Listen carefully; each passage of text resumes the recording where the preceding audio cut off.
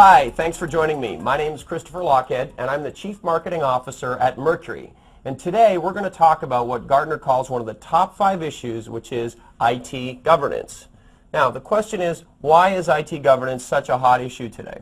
Well, it really comes down to 3 critical things. The first one is, how do we get better control over IT?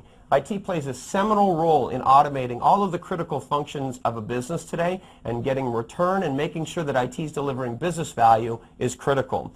The second issue is compliance has emerged as a huge issue around the world, especially with new regulations coming from the government like Sarbanes-Oxley.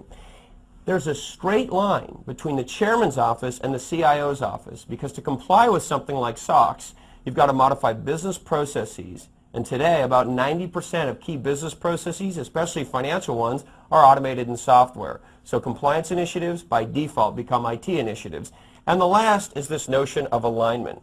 How do we align the goals, the resources, and ultimately the results of IT with what the business is trying to achieve? And that's really what IT governance is about. So how does this work? You've got the business up here, and the business makes strategic requests of IT to do things. And that creates demand on IT resources.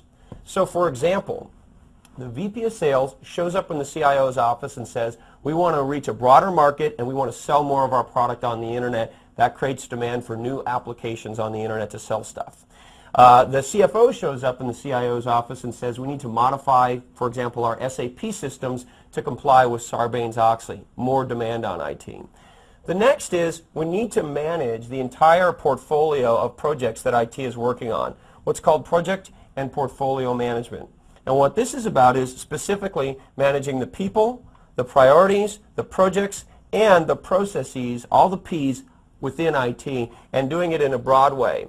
If you have these 2 things, first of all, you have visibility into everything you're being asked to do and everything you're currently doing. From there, the CIO can sit down with line of business executives and make strategic trade-offs on what the real priorities are and do what-if analysis. So for example, if we do this new Sarbanes-Oxley initiative, what is the impact going to be on, let's say, for example, a CRM rollout that we're currently working on? The last phase of this is called change management, which is, how do we govern the process by which new IT services, new applications are rolled out into production? Who signs off on it? Who agrees that the project is done? Has business analysis done to make sure that what we ask for in demand is actually what we're going to get in change management, so that ultimately, when new IT applications and services get rolled out, we deliver that all-important business value. So leading IT executives are adopting best practices and software applications to optimize IT governance, to gain the control, to roll out compliance initiatives, and ultimately to align IT back to the business.